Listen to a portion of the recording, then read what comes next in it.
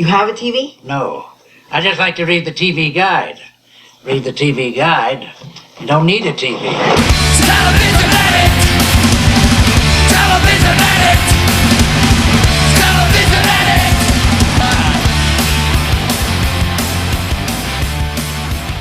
Hello, everybody. Welcome. It's Wednesday. It's time for TV Guidance Counselor, as it is each and every Wednesday. I am Ken Reed, your host, sitting here in Boston. You can hear the dogs barking in the background. I've tried to record this several times without them doing so, but unfortunately, it is finally nice weather in Boston, so I do have the windows open in my house, which means the dogs feel the need to lose their minds at every single bird, squirrel, child on a tricycle, wind-blown newspaper that goes within 500 feet of our home. But I guess that's why you want dogs. So if you find out where I live and you want to do me harm, I would not recommend it. I have 3 large dogs that will eat you. I don't know if they'd actually eat you, but it'd probably be difficult to take them despite how cute they are. But I'm not here to threaten you with my pets. I am here to introduce this excellent episode this week. I was out in Los Angeles, as you may or may not know. Had the opportunity to talk to some great people, up to and including today's guest, Miss Alexandra Paul. Alexandra's so smart, such a great person, an amazing career. She currently is an animal rights activist. She is a health instructor, just a fascinating person. And you most likely know her from Baywatch, I'm guessing. But she's done a ton of stuff, ton of movies, was in Christine, the fine John Carpenter film, and is just such a great person. I cannot thank her enough for sitting down and talking to me. It was a great chat, and I think you will very much enjoy hearing us talk. I think you'll enjoy a lot of things, but I think you'll enjoy listening to our talk. So please sit back, relax, and enjoy today's episode of TV Guidance Counselor with my guest, the one and only Alexandra Paul. TV is my friend, and it has been always there for me in time of need. Alexandra Paul, how are you? I'm very well, thank you. Overwhelmed slightly by TV guides? Yes, I have a whole bunch of beautiful old TV guides here that are 40 or 50 years old, and yes. You've confessed that you did not really even have a TV growing up, or it was very limited. It was locked away in the attic. My TV experience now in my 54 years of life has been very limited compared to the average American, which means that I'm terrible at Trivial Pursuit because my knowledge of pop culture sucks. Let me explain why. My mom. It was called the boob tube back when I was born in 60. So the 60s and 70s, it was called the boob tube, but it was considered the sort of disgrace. Right. Now television is considered like highbrow. Yes. Movies might be a disgrace, or YouTube, but TV is considered, cable and even network is considered good art. Yeah, it's the golden age. Right. So we were really restricted in our television watching as children. I did watch, I think, Sesame Street. Yeah, which is great. Which is still holds up. Yeah, great. But my mom really wanted us to read, and we lived. I was born in New York City, but we moved to New England and lived in the country. Were you in Connecticut? Okay, Connecticut, cool. Yes, West Cornwall, Connecticut, town of 1,200 people. Yes, a little idyllic, little sort of Martha Stewart, Connecticut. It's beautiful. Yeah. It's really beautiful. And so we were expected to go outside and play and read. That's what we did. So my mom very, very much restricted the TV, which was this little black and white that maybe is the size of people's laptops. Right. Like a bus station TV almost. Right. There was a time when we were allowed to watch maybe an hour. Okay. A night when we were young. That's pretty decent. At a point when we were like 5. Okay. And living in New York City, and that was only on weekdays. We didn't on weekends we didn't watch because we had a country house like a lot of New Yorkers did, and didn't have a TV. So you probably weren't as encouraged to go outside in New York City. Right. So it's exactly. like this is a little safer. Exactly. Yeah. So so we were really restricted, and I was so envious of kids. They'd come to school. This I remember in 6th through 8th grade. They come to school and they talk about what was on TV, which was Happy Days and Laverne and Shirley. Those are the only two I remember, but let's see. What else would be on in the early 70s? Early 70s, those would have been the big ones, but you also would have a little bit later got like the Love Boat and Fantasy Island was probably big with the teenage crowd. Yeah. Partridge Family. Sean Cassidy was huge. Yeah. I had a little crush on him. I think that was the law in the 70s. Like if you didn't, it was you had a higher tax rate or something. Yeah. And it's funny because I worked with Patrick Cassidy, Sean's brother. Yeah. Later, I think half brother actually. Patrick. Yes, because I think David Cassidy is his full brother, and Sean was on the Hardy Boys, which was huge. Sean was on the Hardy Boys with Parker Stevenson. Yes, who did the first season of Baywatch. Yes. It's 6 degrees of separation. It is. So that's the weirdest thing. Like that was going to be my first question. My first question when you say you didn't really get to watch it. That's sort of the cultural capital as a kid because that's our shared experience. Yeah, you're a kid, right? But there's nothing else going on. So you that's what you talk about at school. And did you feel sort of outside of everybody, or did you ever I have a twin sister, so she was in misery with me. Yes. We hated it. It's like my mom was into health food, so meaning it was a whole grain bread that she cooked instead of Wonder Bread, and I coveted Wonder Bread and Twinkies. I thought that was heaven.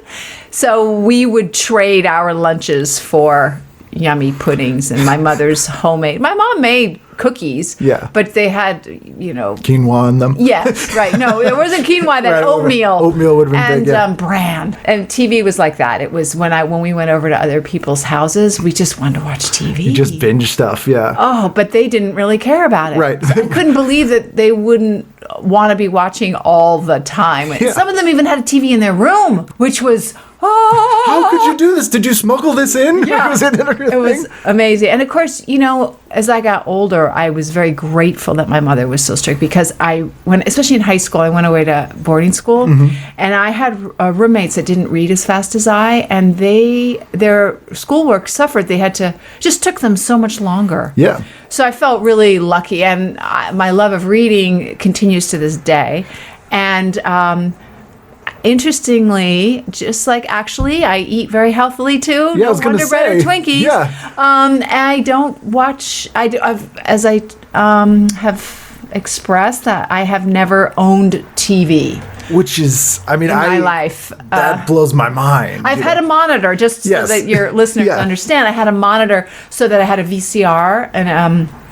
For those of you who might be too young to remember, that's pre-DVD, and then a DVD player so I could see things. Were you a movie fan? Yes, I would go to movies. Okay. So you were seeing things. Well, when I was a kid, no, we didn't go to movies very much because the nearest movie theater was 12 miles away. Yeah. So it was too far. Maybe it was it was about 12 miles away. So we didn't really see movies. So no, my culture, it's amazing I've become an actress. I know, I was going to say, what sort of, you started from modeling and then kind of fell into it a little more? Or? Yes, exactly. Yeah. It was not my destined path. Books and playing outside, being athletic and loving nature, that stuff was how we grew up. Which really, it sounds like hasn't changed that much for you. You kind of do all those things still. I do, and I think it was because my mom, and I really credit her with so much. The things that I really chafed against that she insisted on as kids, I think is great. Great parenting, and I've now come full circle, and I'm very much want to do everything she wanted us to do. Right. Mom really was right. Right, where she's like, you'll be thankful for this later. Yes. You actually are now thankful for this later. I am very, very. It's true. Yeah. Although I do I was on Celebrity Jeopardy once. And, it sounds like hell on earth if you don't know.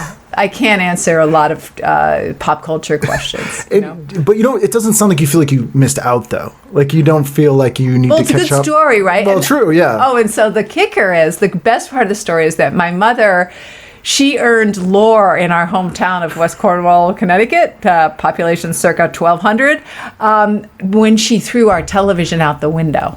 And Did it offend her one day, or was it just yes? Like, okay. Well, my sister and I were off at boarding school. My parents had gotten divorced. It was my mother and my brother in, cold snowy Oh, Cornwall, I'm very Connecticut. familiar. And I guess Jonathan, the little TV, which could be hauled around, was Yep. watching it in his room. My mom was in college. She went back to school, studying something about how machines are going to take over our brains I or see. something. So she's reading this, and she's asked my brother to turn off Charlie's Angels. Oh, no, you can't ask a teenage boy to... Yeah.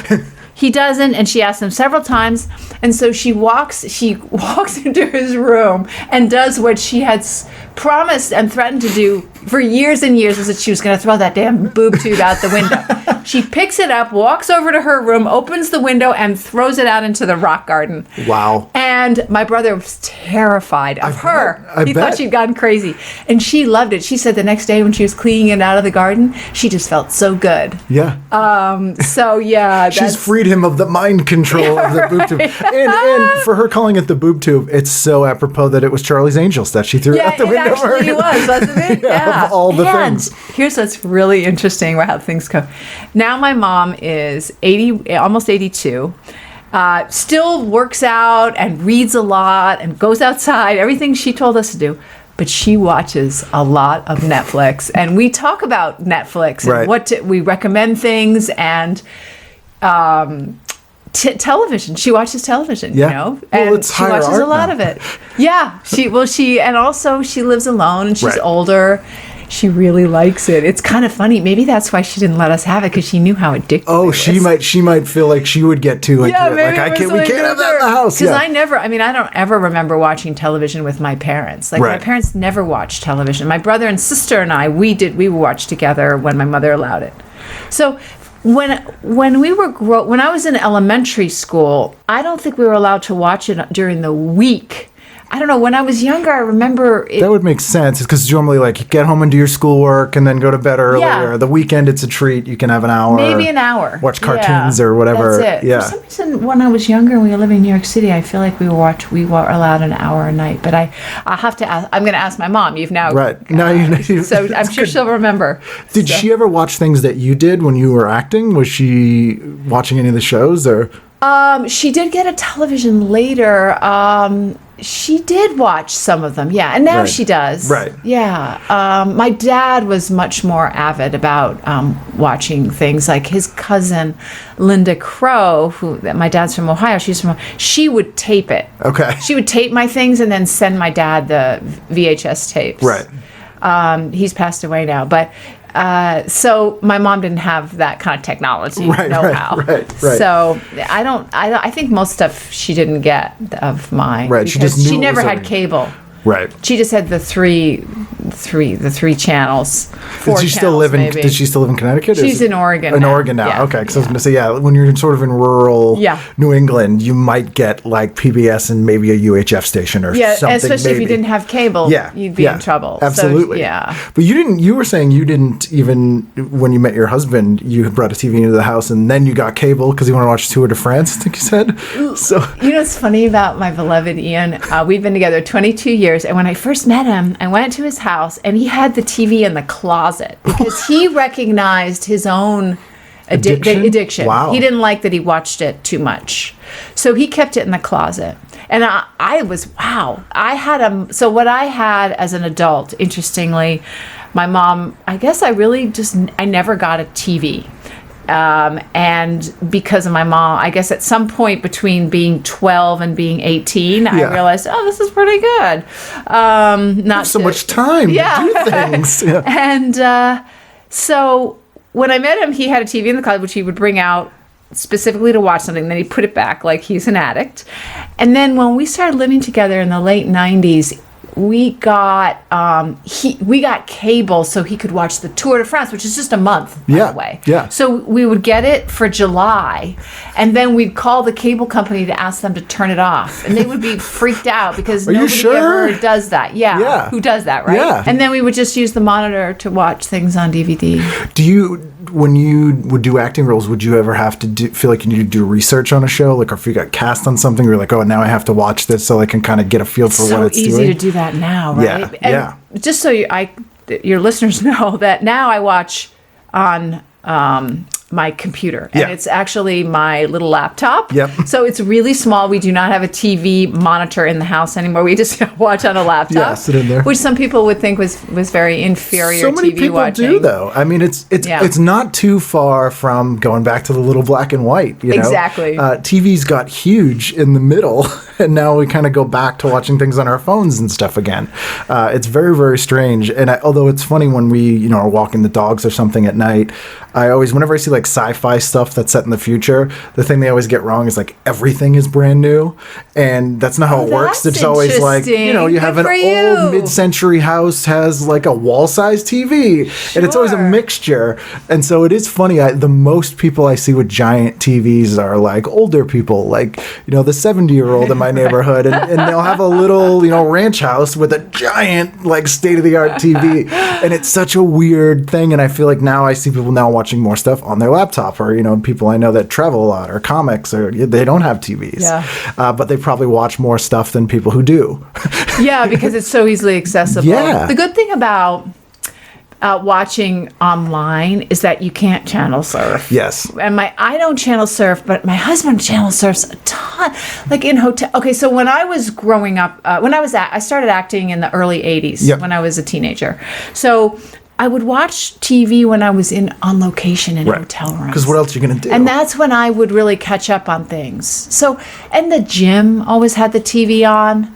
So I got TV, even though I didn't watch it. Yeah, it's and hard to none of my avoid. agents ever knew I didn't have TV. Oh, I bet they would have freaked out. Well, one agent heard that I didn't, and he confronted me, and he said, "You don't have a TV?" And I said, "No, but I watch a lot anyway, just because it's everywhere." So I know. He said, "What are you going to do when you get an audition for a television show?" Because I was starting to audition for guest spots on television shows. And I said, no, I see a lot of it. I assure you, when I'm in a hotel room on location or I'm at the gym. He said, and then he said, well, do you know about, and he brought up what's that one about the UFOs? Oh, Roswell. Yes, he said, yes. And it was new. Yes. It was a pilot Yep. then. It had Late 90s, early 2000s. Okay, so he said, well, what's Roswell about? And I went, and it had just come out. It wasn't fair. Totally an unfair question, but I didn't know. And he said, get a TV. Well, I never did. Right. But I didn't. You have the script. It'd be funny if you tried to like make up what you thought Roswell was about, because if you didn't know the alien connection, I'd be like, oh, it's a cop show. Yeah, it's like Mannix or MacGyver. Exactly. It's Roswell. Sounds like it. He's a tough cop. So, because was Christine the first movie you did? Was it the first acting gig you got? No, it was the first Paper feature, Dolls was Paper the- Dolls, yeah. which was a TV movie Yep. when TV movies were big. Right. And that was about modeling, right? Was Yes, it was about two models, and I played one of them. Daryl Hannah played the other model, and we were up-and-coming models. She was Right. like the Brooke Shields, a veteran model since she was a baby, and I was the new discovered teenage The girl. fresh-faced Midwesterners. Right, Yeah. exactly. Who then leaves modeling in the end because it's corrupt and I Right. want to go back to my regular life. And Eric Stoltz, who played my boyfriend, who also, by the way, is never, I don't know if he has one now, but he didn't have TV either. Wow. And both of us, our favorite book was Four Arguments for the Elimination of Television. Okay. Which is a book that came out in the early 80s or late 70s. Yeah. By Jerry Mander, yeah. There was a lot of, like, Harlan Ellison, the sci-fi writer. Sure. He's put out 2 volumes in the 70s of a book called The Glass Teat about television. Oh, I didn't it's know about that. it's Wow. really good. It started as he was actually writing some stuff for TV Guide, and he was doing like television criticism, and then was going to collect the columns he had written, and decided to expand on it. So it's all like academic essays by him about the pros and cons of television. Oh, And it's interesting. very, very interesting because he used to write for a lot of TV too. Like he wrote for Star Trek and Twilight Zone and Outer Limits, and also kind of hates it. So it's like- he came out as that it was ruining our brains? Sort of. Like he kind of makes the argument both ways, and he's so smart and curmudgeon-y, he can kind of. It's really just fascinating to read. It sounds similar to that book. I'll have to look. I know Neil Postman wrote "Entertaining Ourselves to Death," but I'll have to. I like Harlan Ellison. He's one of my favorites, and I just love how just how angry he is. all Have the you ever time. interviewed him? I haven't. He's very difficult to Is pin he? down, and he used to write for the LA Weekly. That's Yes. how I've Yep. never seen his movies or stuff, but The movie's based on his work. There was a movie called The Boy and His Dog with Don Johnson. Oh yeah. That's a Harlan Ellison story. Yes. And they haven't really managed to make many movies based on his stuff, but he wrote 2 episodes of Outer Limits. One was called Demon with a Glass Hand, and one was called Soldier. And if you take those 2 episodes and combine them, it's The Terminator, exactly. Oh, really? And he sued James Cameron and won. And he got a huge settlement. I hadn't heard that. So most of the money they made from Terminator all goes to Harlan Ellison. Oh, and the sequels too? I think so. He gets Must some, be, yeah, must. because it's his concept. It's literally his concept from those 2 episodes, and it was a big case. They settled it, but and he was really vocal about it because he's that way, and he was like, "You ripped me off. This is my thing," and they were like, "Okay, here." Oh my gosh! Oh well, I hope one day you do interview him. I'm I'd sure love he'll to be interview charmed him. by you, and he won't be thank you. curmudgeonly. He won't be at all. curmudgeonly. No. Sometimes people are, and sometimes that's interesting. Do you have is there a favorite book of yours that you've read? I've actually been on the cover of TV Guide. Yes, a couple times actually. Oh, really? for No, I think Baywatch. just one. There was. Oh, maybe there was one with our faces on Yes, it. And maybe yeah, my yeah. face was tiny in the Yeah. corner or something. I mean, that's going to be, for someone who's not a TV pop culture person, Baywatch was the biggest show in the world Yes. for yes. almost a decade. Yes. That's got to be very strange. Well, you know what's funny is when you're in it, you don't really realize it. Right. It's only that people tell you that you're suddenly different. Right. That somehow something should be different in your life, but really nothing is different in Yeah. your life, except for that it makes it harder to. It's a great story to be, on the most watched show in the world. And Yeah. my sister, my twin, That's Caroline. what I was going to say. How strange is that? Because you guys are identical, right? Aren't you? We are identical, yes. So she's getting is she a writer?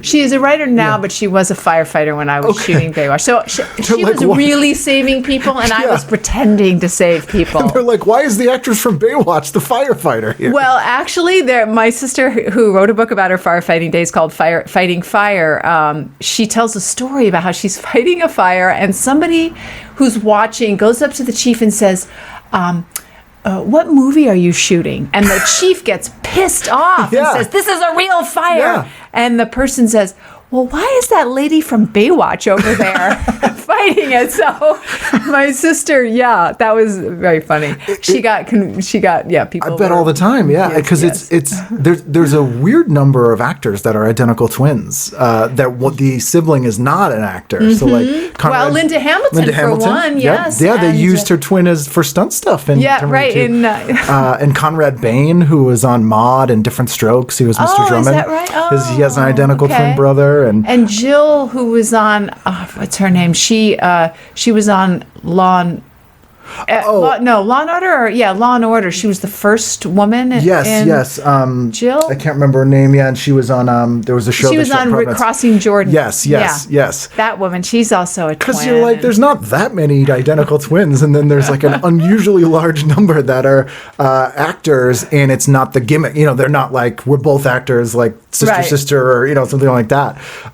So that always fascinates me, like getting recognized. And those 2 young women are very nice. The sister. Tia and Tamara. Yes. Have you ever met them? I haven't, but I've heard they're sweethearts. I met them in an airport, and they were so great. For having grown up in TV, they were the most sweetest people. I'm sure they're just as sweet now. I am always not surprised as much anymore, but since I've been doing comedy and doing this show, and I've gotten to meet a ton of people, almost everybody's really nice and really down to earth, and I've discovered that sort of acting is one of the more blue collar professions because it's a hustle, and and it's people are just really salt of the earth because they kind of have to be, and it's not how everyone, and I'm sure you probably get this from people still back in New England or stuff, who are like, oh, Hollywood out there, all this kind of thing. And you're like, it's not really that much like that. It's everyone's kind of just themselves doing their job. No, it's definitely, I've been in over 100 projects, and I have to say that I've had great experiences with everybody. Probably the only person that and I'll name her name because it wasn't even that big of a sin, was Grace Jones. So I did a movie with Grace Jones, and she was perpetually late, like hours late. Yeah. I really liked her, even though I was kind of scared of her. Oh, she's terrifying. Yeah, but fascinating. Yeah. Yes, but you gotta love her power. Yeah. And her fearlessness. What was the thing you did with Grace Jones? It was called It was also with, was it the same one where I did it with, it was a movie with the guy from Spandau Ballet, Martin Kemp. Oh, the Kemp, yeah. What was his, what was the Also name of the twins film? in Spandau Ballet. Yes! Yes, yeah. Yes! Who acted, they played the Cray twins. Oh, and that yeah. was such a good Yeah, movie, they were Gary great. Kemp. And I actually was thinking about them. I wondered what Martin and Gary were doing these days. One of them, I think, is still on EastEnders. Oh. Or one of them was doing a soap. Back in England? Yeah, in England. I don't think both of them were. And then every so often, Spandau Ballet will play again, and they'll do Good like for a little them. shows. Aw. But yeah, He's such a nice guy too, Martin. And that was a good movie, The Craze. Highly recommend that. Pull that out of Netflix, if you're on hopefully, Netflix. everybody. Did you do the movie in the UK? Is that No, right? here. It was an okay. independent film, and it was about a tattoo. And anyway, it was a really convoluted kind of a sci-fi-ish Right, movie. right. And Grace Jones was in it. I'm pretty sure that was the one. She's larger than life. Like she's Yeah. I'm friends with Olivia Davo, who was in Conan the Destroyer with her when I think Olivia was 14 or 15, and she's on the set with Schwarzenegger, Grace Jones, and Wilt Chamberlain. She's like, it's just, because they're just huge, and she's like, occasionally Grace Jones when she's in LA will call her and be like, I'm at this bar, darling, come down here. And Is that right? Gotta go down, yeah. Oh, that's so nice. Yeah, she was nice, but she was scary to Yeah. me. She had an entourage too, I which I bet, wasn't yeah. used to, and she was so late that the producers started changing her call time to 2 hours earlier than they really Right. needed her, so she could be on time. Because you can't And- tell Grace Jones to be on time. Right, You're I just guess not. yeah. The I mountain guess moves for not. Grace Jones. Yeah. So, I mean, she'd done so much then. Yeah. Probably doing this independent movie was nothing. But still, to me, it's no excuse not to be professional. Oh, yeah. It's a job that you gotta show because up. then one time I remember she came in and we'd switched the scenes around so that one of her scenes that was supposed to be later was first up, and she was totally freaked out because she hadn't learned the lines. Right. Which also me as a 20-something actress was thinking, my gosh, you haven't learned your lines? What? But That's you're studious as impossible. well. Like, you're although weirdly, like I imagine that in the modeling world, like you have to show up on time and do all that kind of stuff. And she came from that world too. You know what? I think maybe we're just different creatures. I'm a people True. pleaser, and she's a rebel. Yeah, she's She Grace is a Jones. rebel. She And does what wouldn't she I love wants. to see her now? She's still, she pops still up in at the it. weirdest stuff. She was in the Pee-wee's Playhouse Christmas special. Like randomly, and she got Dolph Lundgren into acting because They were together. Were they together? They started dating. He was her bodyguard, and he was summer off. He was going to MIT in Cambridge. Really? Was he really smart? He's very smart. He was going for some kind of engineering, and he was also like the European kickboxing champion and like a drummer, and so like he used to do security for weekends or something basically, and he was her security on a movie they were shooting somewhere in South Africa, I think, and started dating, and then he was hanging around with her, and people were like, hey, this guy should be in a movie, and he got in Rocky. So it was Oh, like yeah, a really that's right. He weird, played the Russian guy in Rocky. A really weird way that Wow. like Grace Jones pulled Dolph Lundgren into the acting Well, world. thank you, Grace Jones, for giving us Dolph. The world is better off for having Dolph Lundgren in the acting world. And I think he ended up dropping out of MIT, never finished. And Oh, wow. Well, he's done with fine Dolph for Lundgren. himself. Yeah, it's worked out well for Dolph Lundgren. Yeah. So you probably had the advantage of not being super intimidated by some of the people you've gotten to work with then, if they weren't people that you were watching as a kid or that kind of stuff. Because I think you did a movie, or was it a Perry Mason with like Debbie Reynolds? Yes, I did. Debbie Reynolds. I kind of wish I knew more about those people because Right. back then it was harder to do research. Now Right. I do research on everybody if I have a meeting Yeah. or anything. But back then, people like Debbie Reynolds, who I knew her name, but I hadn't seen her movies. I didn't really know how cool it was. There's quite a bit of that. I remember when I did my first TV movie, the first job, Paper Dolls.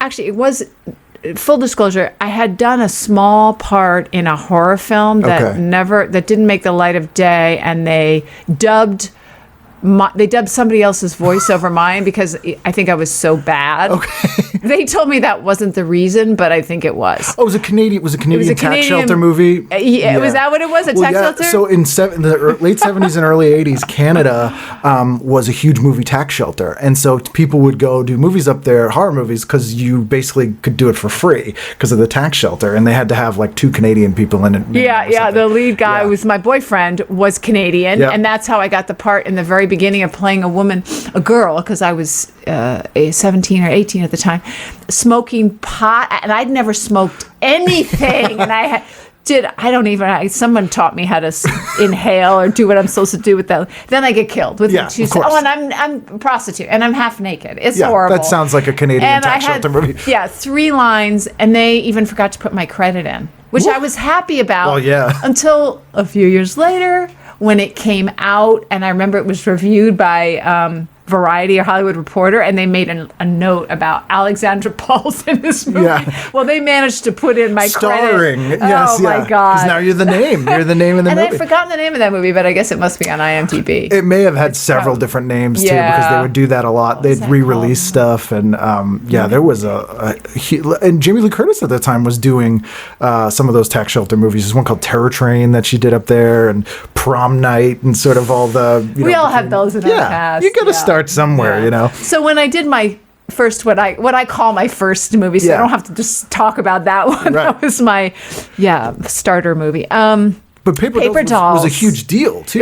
It was Leonard Goldberg. Leonard Goldberg production. He was part of Aaron Spelling and Leonard Goldberg, who did Charlie's Angels and lots of things. Oh yeah. So. There was an opening night party at Spago, which was very hip restaurant then. And, I'm going to screw up this story. All right, hold on. Who's the guy who was the Bond? Roger Moore. Yes. And then who's the guy who was in Heart to Heart? That's Robert Wagner. Robert Wagner. Okay, so I like to remember people's names and then introduce them to other people. If someone else comes up, I try and be polite. Yeah. So anyway, I guess I was introduced to Robert Wagner. Yep. And I had never seen him or anything.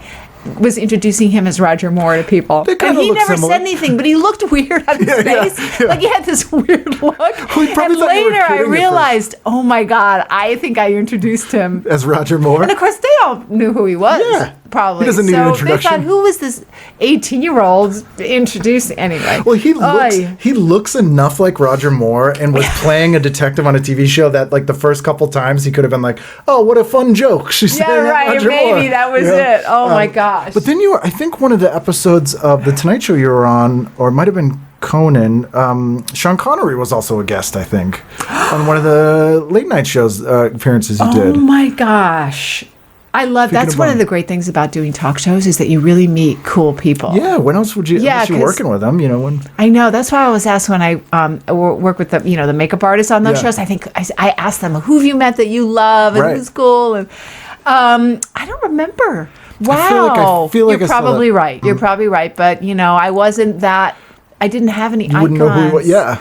Yeah. So I did have a crush on Vince Van Patten, not because I'd ever seen anything he'd been in, but because when I was in 6th grade in the 70s, he dated Farrah Fawcett, I think. Right, he did, yeah. He was a tennis person, so he was in all those magazines. Bop and 17. Those magazines. So we read those magazines. Yeah. I knew who Leif Garrett was. I bet, yeah. And I did meet him later, too, and thought it was so cool. But anyway, so I had a huge crush on Vince Van Patten. Then he became my fiancé in Baywatch. Oh, wow. So that was lovely. So that must have been really weird. That. Yeah. And I did see Bill Mooney, who starred in Lost in Space. Yep. And I had seen Lost in Space. I had a crush on him, too. And I met him when I did... Charles Grodin had a talk show. Oh, yes, Charles Grodin show, yeah.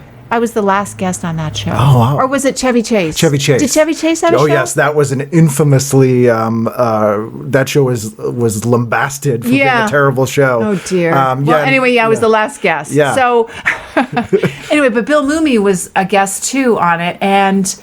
I told him that I had a crush on him. He was so delighted. I bet he loved that. Touched. Yeah. Which touched me because I didn't think, I looked up to him. Yeah. I mean, he was a huge kid actor, and then he was in that band Barnes and Barnes, who did that song Fish Heads that was like Dr. Demento. I had no idea. And he's in 2 of the most famous Twilight Zone episodes as a kid You actor. do this podcast just so you can meet people that you liked, right? Sometimes, yeah. You're the first person who's realized this, yeah.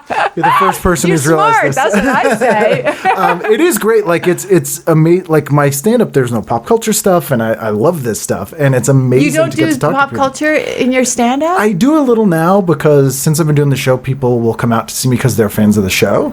So I will. But when I started in England, I was like, people aren't going to know what I'm talking about. So it's all stories about growing up and stuff. Right, yeah. And also I had this idea that, and I still kind of think this, if I'm talking about a pop culture thing, like, yeah, everyone thought of that joke. Or like everyone must have thought of that. You know what I mean? You think? But then they don't. But I'm still like, oh, why would I need to sit there? Now you're realizing your pop culture jokes are going over well. Yeah, maybe they like this. But that's funny too, because if you were in Dragnet, which is one of my favorite. Never saw the series. Comedies, but you've never seen the series, and it's so.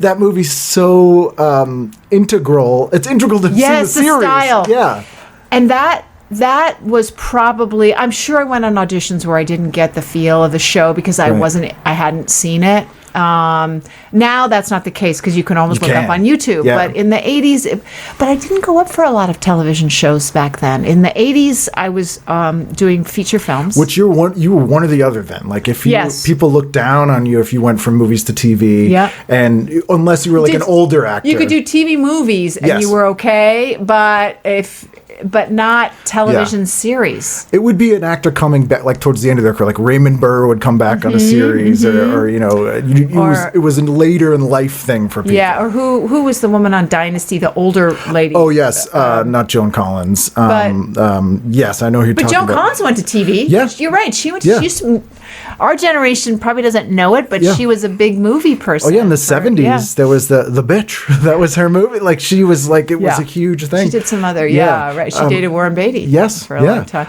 Is she in Shampoo? Is she in Shampoo with Warren Beatty? I don't know. Maybe no. That's it's Julie another British Christie, Julie Christie. It's another British actress. Yeah. What did you just ask? We just went we're talking about. I know we went on a Warren Beatty tangent. We were talking about. Oh, you were just doing movies. You weren't doing a lot of TV movies. Yeah. You know who changed that? Tell me what you think about it.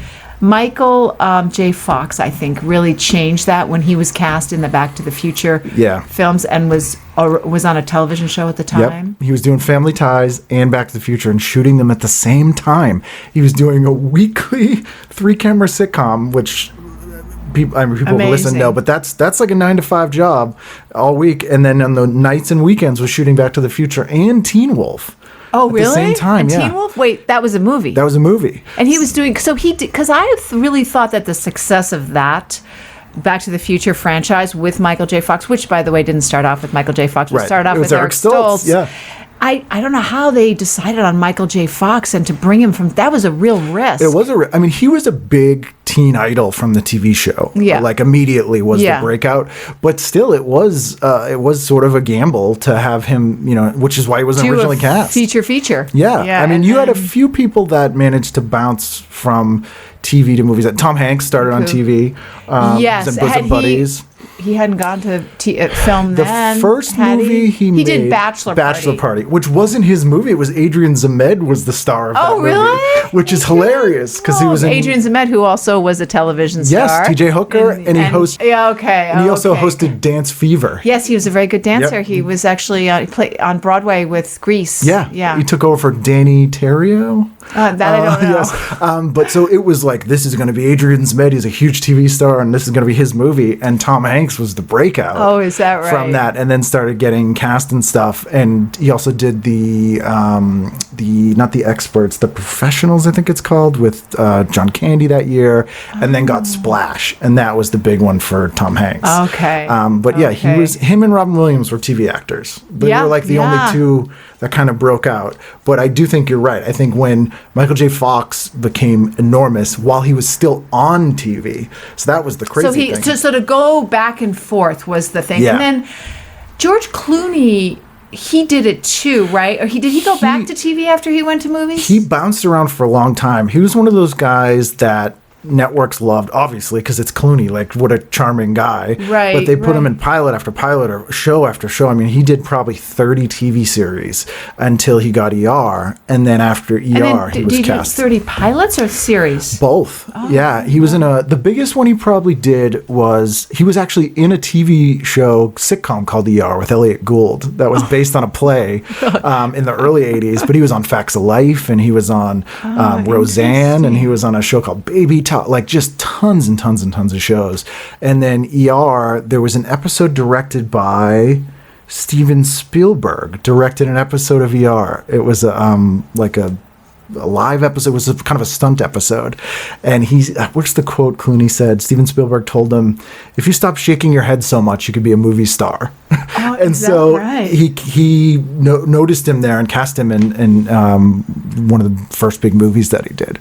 So it was Spielberg did? Yeah, or recommended him for. I'm trying to think what the big Clooney breakout probably movie during was. hiatus or something. Yeah. So then did he do the movie and then he went back to ER for a while? He did for like a year, and then Yeah. it was like you can't contain Clooney after that, Right? Because he was such a huge star. But and that's also what sort of the downfall of moonlighting was, because you had Sybil Shepherd, who was at the end of her movie career, came Yes. back, which is ridiculous because she was like 30, and stunning and funny. And Bruce Willis had become a movie star while they were making Moonlighting, and just kind of like wouldn't show up. And so their show was late all the time, and there were weeks where they literally would turn to the camera and go like, "We didn't make a new episode this week." He probably wanted to be fired so he could Yeah. go off and do his movie career. Yeah, and then he did Die Hard and movies and never Yeah. went back.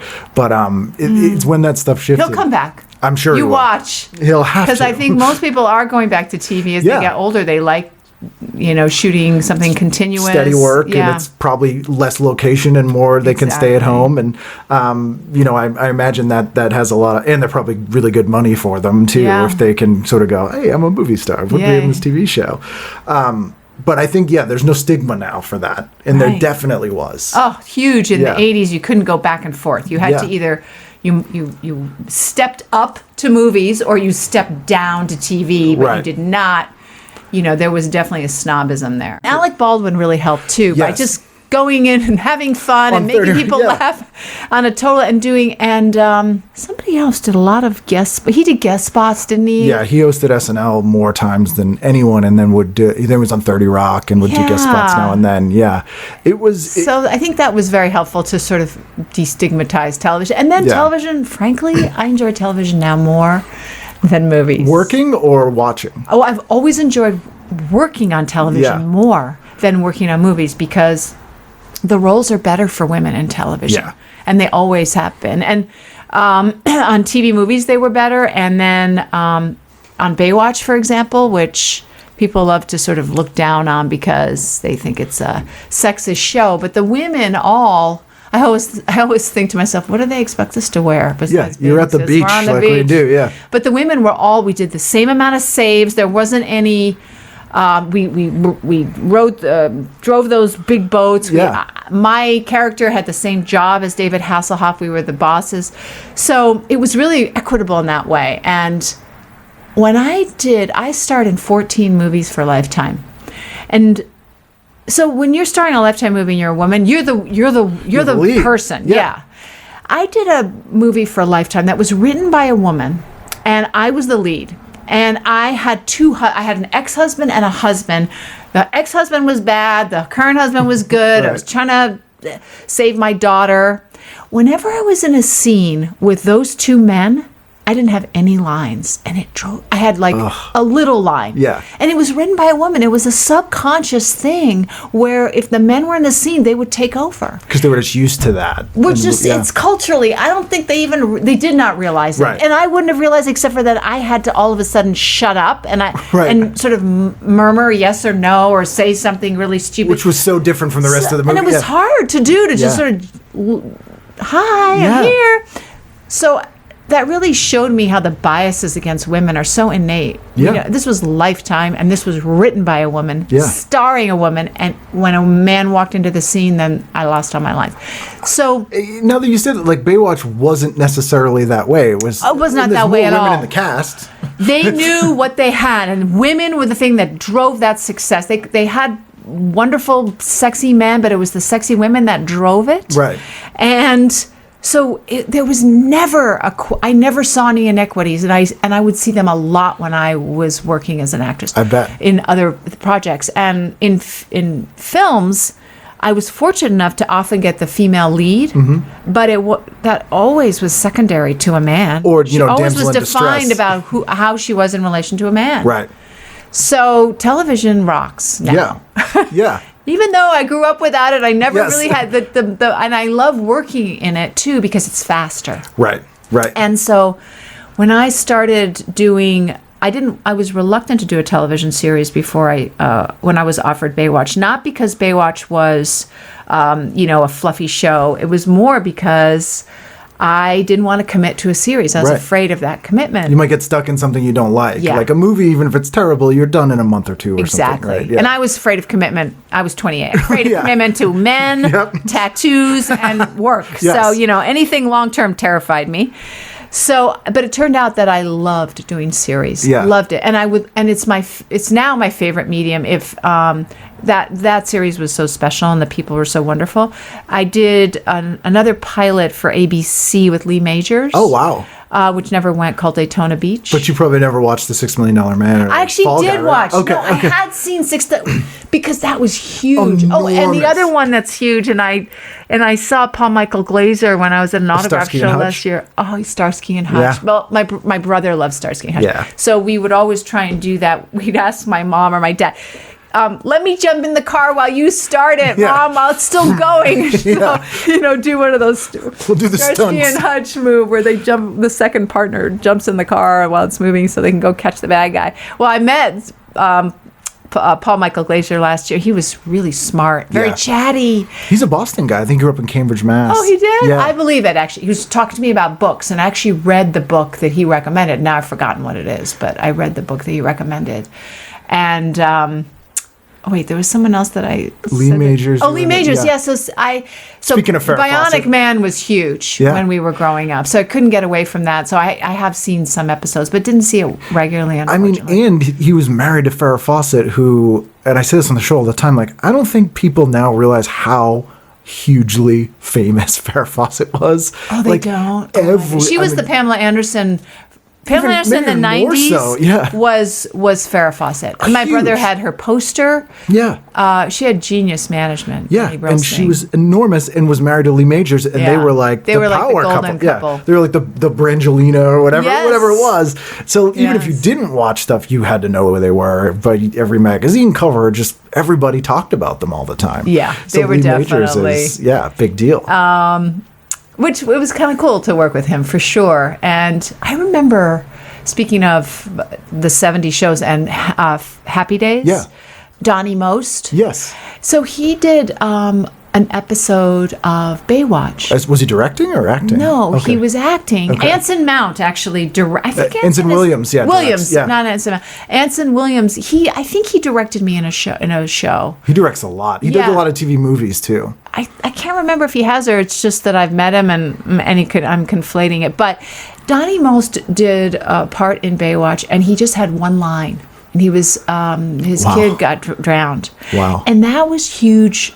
That was shocking to Yeah. me, and sobering. Yeah. And I get it now, by the way, because when you have to keep I've lost my health insurance because Yeah. I didn't earn enough last year to reach that. If someone gave me one line in a show and would give me my health insurance, I would say yes. Yeah. And It's a hustle. Yeah. So that was really odd to see that. And Yeah. it's Happy Days is really the sort of, you get both sides of the coin with that show, because again, that show was huge, like Yeah. enormous, and none of those people saw a dime from reruns or merchandising Really? or anything. Yeah, because it was before. Yep. It was before the people who got the residual- best deals were people who were on sitcoms in the 80s, because there was a bunch of court cases, mostly like Gilligan's Island, Brady Bunch, and Happy Days. Those people just got paid like you made the show this week, here's your salary. Because the residuals whole thing came later, right? Because no one really did reruns. So Oh, they didn't do reruns, or we didn't have residuals in our we contract? didn't have residual in the contract because it wasn't really a thing. So it was until the 80s when you started Wow, getting yeah. cable and Cable. UHF stations. So they kind of really compensated in the 80s. And if you were on a show that lasted 65 episodes, it can go into syndication. That was like, don't need to work again money. But then they kind of pulled back in the 90s when they were like, oh, we went too far with it. But yeah, most of those people, and it's interesting to see how many people from Happy Days became directors. Henry Winkler, producer director, did Night Shift, which is such a good movie. Yes. Obviously Ron Howard. hard. Donnie Most was directing, Anson Williams, and those guys were smart. But Henry Winkler also acted, didn't he? He did. He did yeah. Night Shift. He was in it He's too, in wasn't it, yeah, he? yeah. But he was like, I'm going to be a director and a producer. Yeah. And those guys kind of, I think they figured out, we're not going to make any money from being on this show, so we should learn what we can while we're here. And a lot of them directed like an episode of Happy Days. That was kind of like, Right. let me direct an episode and I'll learn. And it's an unusual show that many people went into directing Yeah, from the you're main right. cast, which is almost everybody. Yeah, you're right.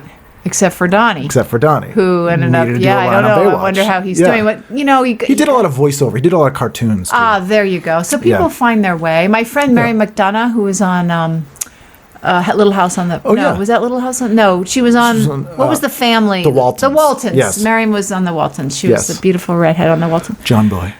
John Boy, exactly. Yeah, I think she got residuals after a fight, though. Yeah, it was a real fight. Like, people had to fight for that stuff. Yeah. And it was like... you're making so much money off this show, and Then they don't give it to the... I mean, but, that's the you know, sort of- we were syndicated. Baywatch is a totally different but not deal. for the first season. That's the thing people forget Yeah. too. It was NBC first season, and then what I'd heard, and I don't know if this is true, and you may or may not know, was that they canceled it, and then Hasselhoff bought it from them, or was like, "Can I have this back?" And then sold it into syndication because they were like, "Yeah, we canceled it. What do you want it for?" Basically, You have a lot of the story right. Is that yes, NBC canceled it. So the producers, Doug Schwartz, by the way, who's of Sherwood Schwartz lineage, Michael Burke, his cousin. Michael and Doug are the longest writing duo in Hollywood today. Wow. They have been partners for 70 years. 'Cause Wow. since they were kids. wow.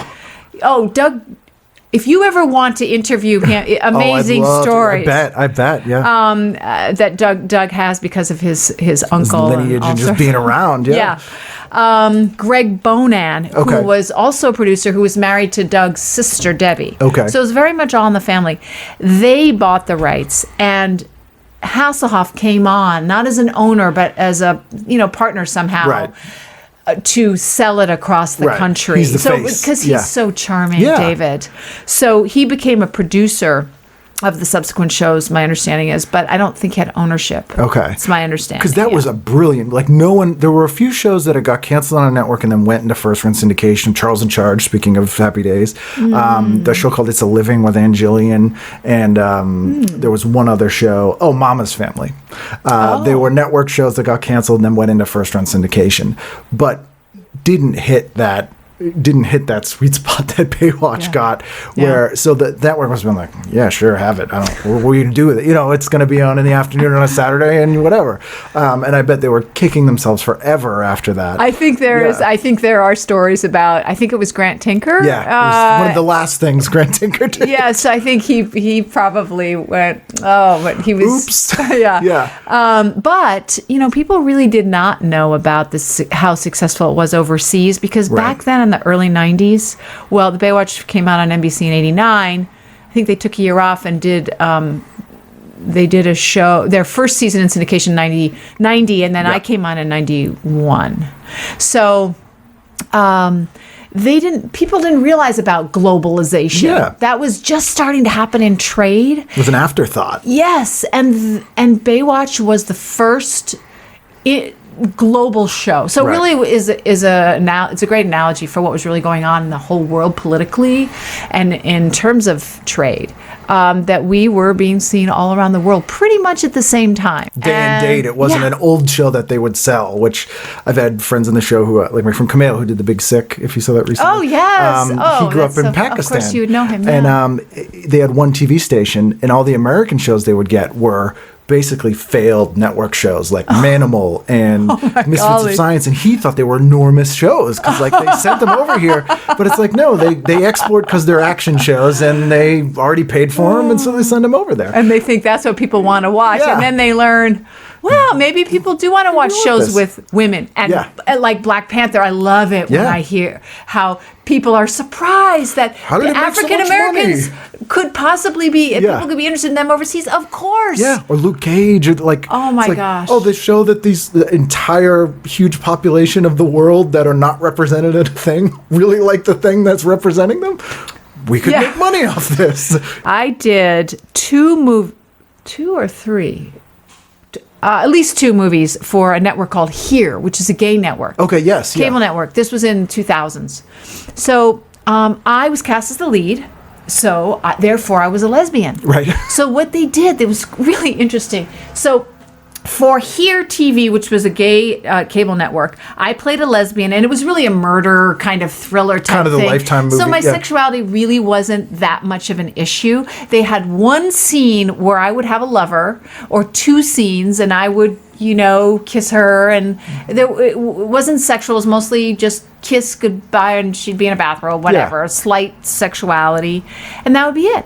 Then they reshot that scene with a guy so they could sell that show overseas. Brilliant. Yeah. And so the exact same scene, but just with a guy, and all of a sudden I was a straight person. And it didn't matter because the rest of the show I was, holding a gun and trying to capture a killer. Yeah. So is that interesting? That's really brilliant. It was really actually fun. And then what I got a kick out of is that even though I'm straight, my identical twin is gay, and I really liked playing the scenes with the women better than the guys. It was like, another guy got a kiss? I've done this before. This is not a challenge. I don't need this. That's fascinating. So I did two or three movies like that. It's funny when people crack that code of like, well, we can sell this with this one little tweak, and because like, but I don't know if they would. Well, I mean, maybe in some conservative countries, but they would even say, I would complain about the Lifetime movies I was shooting and how white they were. Right. And I remember the producer telling me, Alexandra, we're shooting in Canada. There are not a lot of black actors in Canada. And I would see all these smaller roles, the nurses and the, bus drivers and stuff, be played by people of color. Yeah. And I said, no, that's not true. You're just not giving them a chance so that they can step up from having one line to having whole scenes. You don't have lead black actors, and that's because of you. Yes. It was a self-perpetuating bullshit. Right. And Black Panther has proven that these tropes that we have about how there's not actors out there or there's no audience for it is a lie. And I know from being on Lifetime so many times, my biggest fan base, black women. Oh, yeah. Black women love, and they love breaks Lifetime. my heart because Lifetime does not deserve that demographic because they don't cater to that demographic figure it enough. out, and they'll just strictly for financial reasons, they'll eventually, I think, they try to will. do I that. suppose. I mean, I think probably now. This was mostly in like 2000 to 2011 or something, but it's driving me crazy. It's interesting too. Like Baywatch wasn't really tweaked to be international. I mean, obviously they probably dub it in whatever. Well, we did cater. We catered. I remember my second season apparently we weren't allowed to point guns at anybody anymore. Okay. Because England didn't like it. Yeah.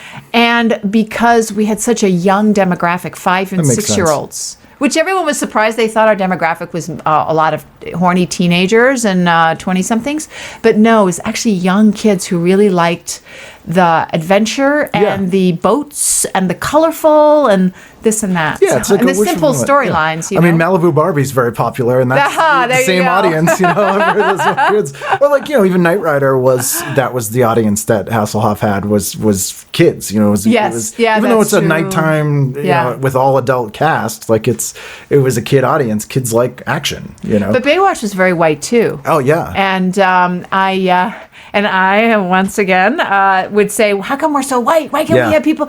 So the producers, I love the producers. They're awesome. I mean, really good people. Which is unusual. But they're white men. Yeah. And this was the 90s. And so one of them, Doug, came up to me, I think, he said, Alexandra, you're going to be really happy. We gave you a boyfriend. And he's Hispanic. And I said, oh, great, yay. So I read the script, and he's in a gang. And I go back to Doug. I said, you can't put him in a gang. And they go, what? I said, no, this is your only person of color you've had you can't put him in the game. So they made him an ex-gang member. Oh my God. Compromised. And then they didn't even cast somebody of South American or Spanish descent. They cast at least it was a Native American. Well, there you go. So there's another demographic. But I just thought, oh my gosh, this just is have him be a guy. It doesn't matter. Like I had Garrett Wong on the show, who was on Star Trek Voyager. Yeah. And he's the ensign. And he goes, when I got cast in that, I said, I don't want the character to be Chinese.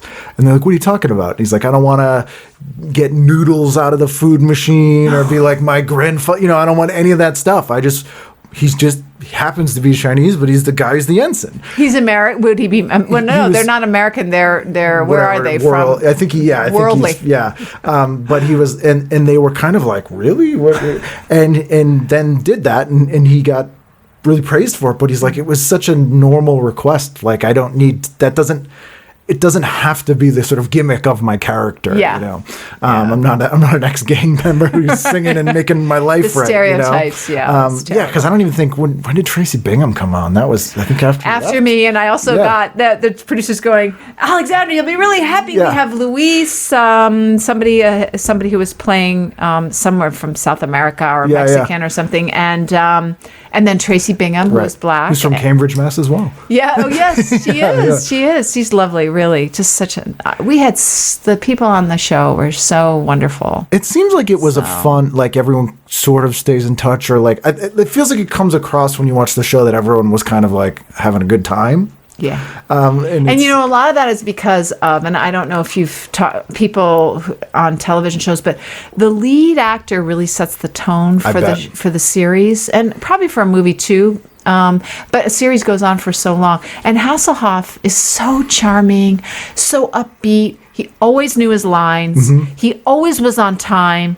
He'd worked out before he'd gotten to the set. So he would laugh. He was hilarious. Oh my gosh, he was so funny. We would laugh, and the crew loved him. Yeah. And he was respectful to everybody. I never saw him be rude. And if he would yell and go, I'm sorry I'm yelling, but we need to get this done because I have a concert. I've got to fly to Germany tonight.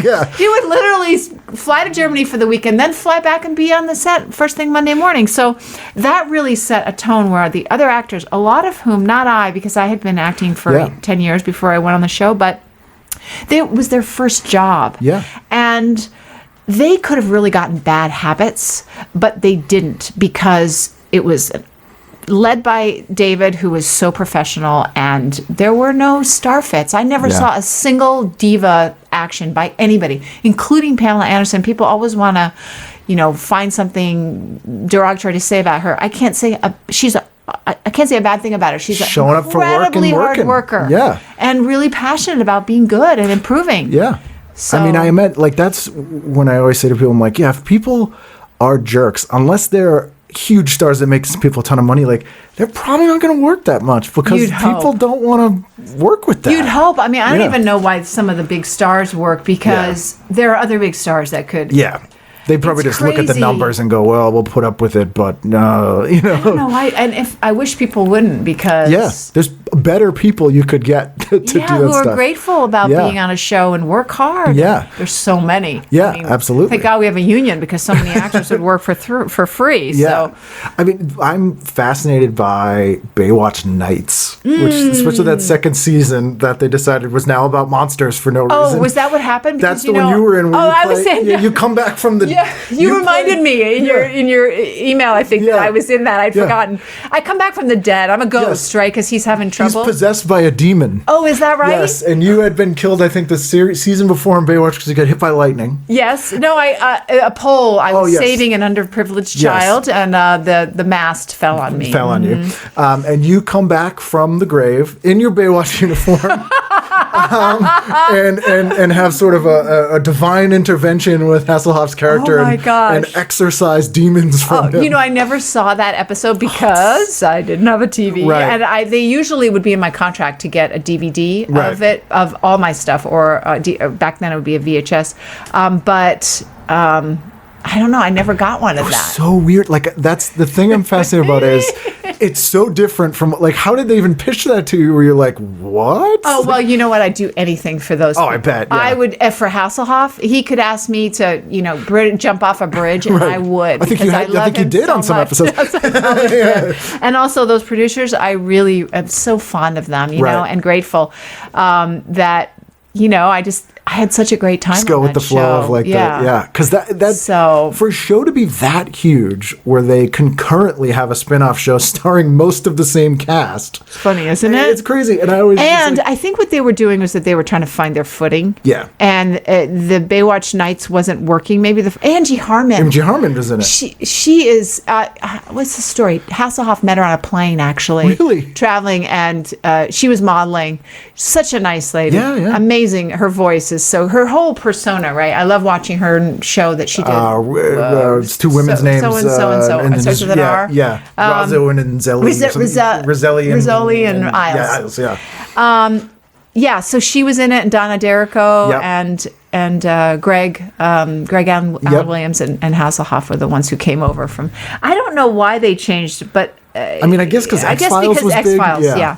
But it's such a weird, because it's like, all right, detective series, and then the one I always cite is then Unfrozen Caveman goes on a rampage on the beach. All of a sudden. Never. It was only 2 seasons, wasn't it? 2 seasons, yeah. But the second season, no surprise with Hasselhoff, is enormous in Germany and is like one of the best-selling DVD sets. Really? The second season of Baywatch Nights? Yeah, huge. Oh my god! Because I guess X-Files was popular there too, so it's like we love Hasselhoff, we love Baywatch, and this is like X-Files. It's perfect. Wow! So it still airs over there. That's just that season. Oh, that's so funny. I'm gonna have to tell Gregory. Make sure he's getting. I'm sure he's getting his checks. Yes, and paying him in German sausages or something. But do you rewatch the stuff that you're in? No. Okay, you just want it for like reels and stuff. Yes, I watch it when I have a reel, or if I'm going to do. There's a special Blu-ray coming out, and they're doing it behind the scenes. I've talked about it because I remember I had to do some. I did an what are those Hollywood stories? True Hollywood stories, and they were doing one on Andy Garcia. Okay, and they asked me to talk about it. Was it 10 years later, and I was in 8 Million Ways to Die with him, and I couldn't watch it because I didn't have a copy of it because it was hard to get for a while, actually. Yeah. It didn't come out on VHS. It came out. It's now on DVD. It's on Blu-ray now. They just put out a Blu-ray. Okay. Yeah. Yes. So Kino Lorber put out a Blu-ray. Actually, and I did rewatch it for that too because I was interviewed for that. But back then on I couldn't watch it, and I was a terrible interview. I don't think I ended up in because I couldn't remember and I didn't see it again. But I would say it's like you work for a couple weeks 10 years ago. Like if someone asked you about photocopies you made at your office job, you'd be like, I think I made 100 copies. I don't know. Yeah, I know. It's true. So I now will watch something before I get interviewed. Do you enjoy it, or is it more like, I have to watch this to refresh my memory, or is it hard to watch? Watching actually 8 Million Ways to Die when I hadn't seen it in, let's see, we shot that in 85. So I hadn't seen it in 30 years because I don't watch my stuff again. Right. And it was amazing because I'd forgotten so much. It's a cool movie. That's an underrated movie. I'd always put that in with like Manhunter and Manhunter is very good, that kind of like LA noir. Yes. Neon. There was another movie that had the same sort of title, like To Live and Die in LA, which is such a good movie. Came out around Peterson the same time. And, that was Willem very Dafoe, good. Yeah. But 8 Million Ways to Die, some people love it. It was directed by Hal Ashby. Yep. Starring Jeff Bridges, written by Robert Towne and Oliver Stone. Yeah. So a lot of stellar folks. I, on the other hand, do not enjoy it. It was very different from the script that we signed on for. But it's grim. It was a good role for me. I was playing a prostitute, and the next role I played was the Virgin Connie Swale in Dragnet. So it was a good. It's a cleansing thing. We've done both, and now we can move on to the next thing. That's right. And Christine is probably the first thing people noticed you from. I imagine. Yeah. Mm-hmm. That was a John Carpenter, Stephen King and his project. His first big studio movie. Carpenter? Because really? he had done Halloween was an indie, The Fog was an indie. Oh, wow. That was Avco Embassy put it out, but it was right when oh my God, why am I forgetting his name? He's the guy who did Different Strokes and All in the Family. Norman Lear had bought Avco Embassy, which was like a horror movie mostly company, and basically just got rid of all the horror movie stuff. So they kind of, it was a low level movie for them. And I think it was Universal, was Christine. And was Universal? Was Universal? No, Dragnet was Universal, I think, but so it might have been Warner or someone big. Could it be MGM? Might have been MGM. MGM, I think. And it was based on a very popular book that was contemporary. So that was his biggest movie up to that point. Oh, wow. I didn't even know that. It was $8 million was the budget, which was a lot then in 82. Halloween in 78 was $300,000. Oh, there you go. Well, he did a great job with that, with Christine, because even now it holds up well. Yeah. And I did watch it because... maybe I didn't watch the whole thing, but I watched part of it because there was a screening recently in Hollywood. Oh, cool. So, and there was a panel, so I came at the end. Speaking of people who went into directing, I mean, you have... yes, that's right. Yeah. Keith Gordon and John Stockwell both went into directing and writing. Wow, very successful. Were you, because you had done the Paper Dolls, so you kind of had a sense of what the sets were like, but did that one feel different? Like, were you... we have these inquisitive people who probably were trying to look behind the camera and see how to do that stuff. No, I didn't. Neither of them gave off the fact. I was 19. I think Stockwell was maybe 21. Yep. And Keith maybe 22, 21. So Right. he was pretty young too. But he made a movie he made The Chocolate War, I think 2 years after that. Oh, he did? Well, in 85 or I was pretty terrified. I bet. I was just a terrified girl. Right. So, great for a horror movie. and also back then, I mean, I think being a woman, we weren't technically grown up to be curious about technical things. Right. Never occurred to me to be a director. It never occurred to me to take my own destiny in my hands. Right. And luckily that's changed now. Yeah. A lot, not completely, but so I didn't even know what was going on behind the camera. Do you feel like you would now, like if I knew then what I know now, kind of like you would have an interest in that, or you're kind of like, no, I kind of enjoyed maybe what I have to do? writing more. My twin is a writer, so and I read so much. I love, reading, and so maybe, but not directing. Mostly because I don't like to be numero uno. I like to be the right hand person in all my personal projects, my volunteering, all that. I've always worked in teams, right, and been like being the right hand person. Very reliable. Right. I do what I'm told. If I'm asked something, I say yes, I'll do it. But I don't like being need an organizer. Yeah. It's like directing. People think is, I mean, it's not creative, but I think people always discount you're like a foreman at a work site. Yeah, you have to really have a big picture view. Yeah, and you have to be willing.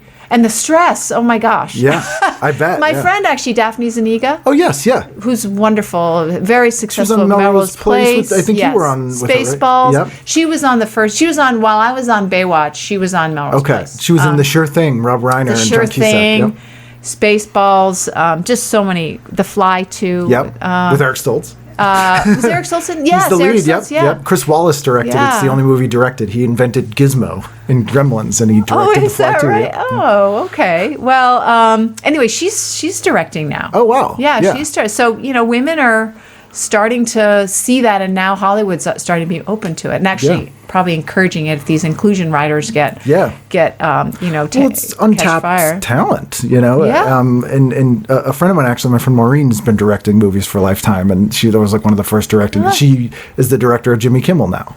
Oh, so it's like she got one of her first roles gigs where she got to write and direct a Lifetime movie, and so it's like that it's definitely changing, which is good, but slower than probably should have. I think I'm also not very technical, so my iPhone terrifies me. So that's why I've never. It definitely is acting the whole way. Well, I ask because I wonder, as an avid reader, is there ever like a dream project or like a favorite book or a favorite story that you would like? I would love to make this into a movie or a TV show or something. Well, I'm producing something right now based on a book called Free the Animals, which is by Ingrid Newkirk. It's about the story of the beginning of the Animal Liberation Front in the United States. So it's about a female cop who actually is a cop by day and liberates animals by night. Oh, wow. And that is a true story from the 80s. So we have a script. I did not write it, though. Right. And actually, I put comments in, but I never even I've read books on writing and Right. things, but It's a different function from the other side. Are you though, a too. writer? I write some stuff, yeah, and I've pitched shows and written shows that nothing ever and what happened. about but directing? I don't think I would want to do. I would rather write it. And, You'd rather write it? Yeah, because And act in it. I don't know. I'm terrible at acting. Are you? I think so. I can do stand up because it's like my words and me being me. I feel like if I was well cast, like if I was cast as a me-like character, maybe. Which would be what? I have no idea. Like someone would have to know better than me. But yeah, I've never really, because every so often I'll get called in for auditions and things, and I'm like, I don't know. Really? You sure you wanted me to read this? Because it'll be something that I'm like, I don't think this is hard. Well, then I think you should give yourself a part in one of your movies and then or just had to go in there. television stories. Yeah. Maybe. But directing would be very difficult just because it is so tech. Like I see friends who are like, we're going to use this lens and shoot. And I'm like, man, or when I've shot small things for people, it's so slow. That's where you will do it again from here and here, and you're spending all day shooting, a minute. Right. Well, that's in the big movies, yes. In the smaller movies in television, it's much faster. Right. Like we would shoot 13 pages. Now I would do a TV movie and it would take 3 weeks to a month. Right. Now they do them in 10 days. A lot of it's because the equipment has changed. Right. Digital's made things so much Don't faster. have to wait for There's film to come back and do dailies and all that. Yeah, and just moving it around is faster. The Right. lighting, I don't know. Maybe it's because I'm older and I'm much more sensitive about lighting. I think lighting is crucial, and Yeah. I see a lot of lighting that is way too real for me. So I do know a little bit about lighting because when I go on the set, I will ask for a straight on light. It just makes me look better. You know how you look best with that. Yeah. And like the old movie stars who used to know, but Yeah. less complicated. Because I remember shooting Christine and 8 Million Ways to Die and American Flyers, and they would say, okay, Alexandra, we've just done the master. Go into your trailer and we'll call you when, we've done the 2-shot. Call you when you get your headshot, your close-up Because they have a lighting double come in and do it, right? Oh, it would take 2 hours sometimes, and then they'd call me, and you'd be tired because you would have fallen asleep waiting. It's boring. So I much prefer. I want good lighting, but I like the fast pace now. So maybe I would be okay as a director because then I don't have to wait around. You'd get it done. You'd save some money. Yeah. Remember, Boston Casting was begging me one summer to be the lighting double for Brendan Fraser. Oh, is that apparently because I was you're like a tall. similar You're tall, size. yeah. So they were filming Furry Vengeance. It was like that movie where animals attack him. But they were like, it's all night shoots and they're 12-hour days. You get like $50. I'm like, I have a job. Like I can't. And they were like, Smart. we'll Night give you shoots? $75. I'm like, to stand up all night while you shine lights in your face. Yeah. That's not the glamour that people associate Hollywood with. A lot of Hollywood's not glamour. Yes. A lot of night shoots. I know at 3 a.m. I'm so tired. I actually feel nauseous. Yeah, it's not natural. Like even if you sleep in the day, you're like, we're not meant to be doing things at this hour. No, it's true. And the crew, it's even harder because as actors, Oh, at least we get to sometimes have a lighter day or a heavier day. Crew are there from the beginning to the very end, it's the and same they're every day for amazing. them. Amazing. Do you ever keep mementos from things you do, or are you the kind of actor that keeps Not very much. Yeah. I had a lot of scripts. I had a ton of scripts, mostly because I thought, well, I'll auction them off for Charity charities. stuff, yeah. And then I just didn't want to keep them. I did. I auctioned off the Christine script with all my notes and the some of the call sheets that I had for a Artist for a New South Africa, an organization on which I was on the board, and then some Baywatch scripts I had, and I still have a few. Yeah. 8 Million Ways to Die, maybe I have. But anyway, I got rid of a lot of the other movies that weren't. And so what do I have? I have a couple dresses from Baywatch. I never take anything from a set because I consider that not Theft. honest. Yeah. But I do have some things that the wardrobe gave me. I have my watch from Baywatch that I wore, cool. the yellow watch. Yeah. But otherwise nothing from anything else. Yeah, just little things. I don't really keep things. You don't have that and always with an eye. And I don't have children either, so there's nobody to lead. No one's going to be interested. Right. But always with an eye to maybe one day auction them. Right. But so is only Baywatch big ticket now, stuff, I think. yeah. I have a leather jacket that Hasselhoff gave to everybody for one Christmas, and I'm really? vegan, so I never wore it. Yeah. It's been in my closet, and I will one day probably auction that off. I mean, even if you're vegan, if Hasselhoff gives you a leather jacket, you got to hang on to it. I respect that. So, yeah, exactly. It was very sweet. So cool. Well, thank you so much for doing this. It's been great talking to you. Well, it was such a pleasure. Boy, you know so much. I could spend 3 hours, and I'm not even a TV aficionado, and I just really enjoyed talking with you. Thank you so much.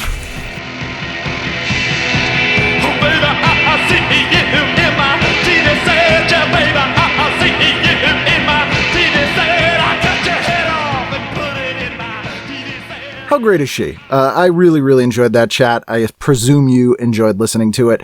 I'll put up links to all the stuff she's working on now on tvguidancecounselor.com. Definitely check that out. In addition, you can go to icanread.com, which is my stand-up comedy page, where you will see live dates for my stand-up and for live TV Guidance Counselor shows. I'm doing Denver Comic-Con again this year, so I'm looking forward to that. Really great guest lineup there. I'll be doing some other cons. I'll be bouncing around the country.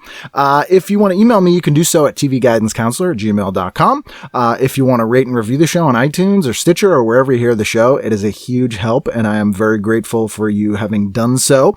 In addition, for those of you who contribute to the Patreon, this episode is for you. You help this stuff happen by covering some of my travel costs, and believe it or not, $1 at a time is very helpful. Thank you for that. If you don't contribute, that is fine too. I just appreciate you listening.